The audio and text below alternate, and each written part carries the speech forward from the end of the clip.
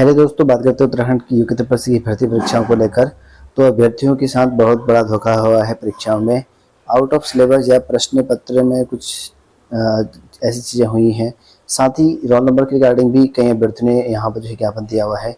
तो चलिए देखते हैं यहाँ पर यूके तपस्या में एलटी शिक्षक भर्ती में कई लोगों ने सवाल उठाए थे। पेपर आउट ऑफ सिलेबस था। सेम इसी तरह का यहाँ पर उत्तराखंड अधीनस्थ सेवा आयोग को ज्ञापन भेजा गया है स्केलर भर्ती परीक्षा के रिगार्डिंग। तो अभी परीक्षा हुई थी आपकी 25 अगस्त को स्केलर का।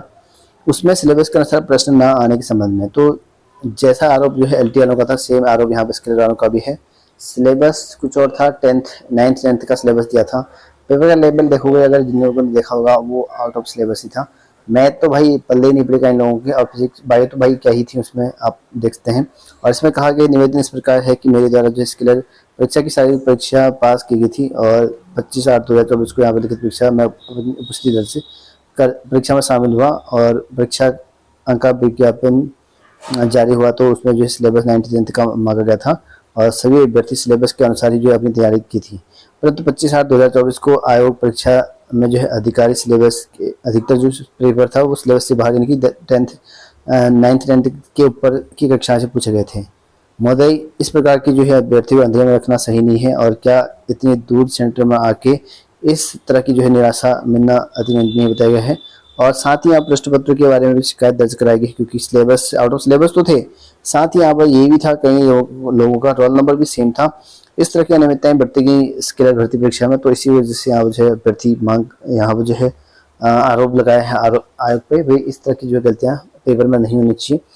पेपर एकदम आपका जो है सही बनना चाहिए। एक तो रोल नंबर की वजह से कहीं दिक्कत होगी कई लोगों को, चलो वो सीट पेन अरेंजमेंट हो भी जाता है, लेकिन परीक्षा में कई चित्र तो ऐसे थे जो हाथ से बनाए हुए थे। इसमें क्या क्या थे, वो मूली था, पता नहीं क्या क्या अजीब से चित्र थे, उनके फूल पता नहीं क्या थे, वो सब हाथ से बनाए हुए थे। तो ठीक है, तो ये एक बहुत बड़ी अनियमितता है। पेपर कठिन बनाने के चक्कर में तुम इतना कठिन बना दे रहे हो कि मतलब लेवल ही भूल जा रहे हो। भाई पेपर का लेवल क्या था और पेपर पूछा क्या जा रहा है, तो इस तरह का नहीं होना चाहिए। और पेपर जो है वैध नहीं हो पा रहा है आयोग का, और जिस लेवल का था उस लेवल का नहीं हो पा रहा है। चलो तुम 50% हाई लेवल कर दो, 50% तो नॉर्मल करो, ताकि बच्चों को पढ़ने में मन भी लगा रहे, या 70% 30% ऐसा कर सकते थे।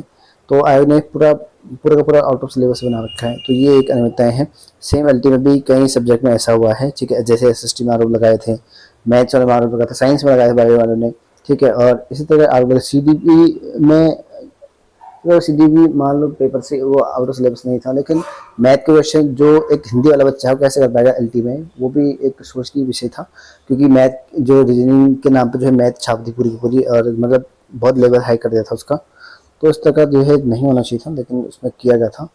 तो ये ऐसी स्केलर का भी है, इस पर भी यहाँ पर जो आवाज़ उठाया अभ्यर्थियों की तरफ।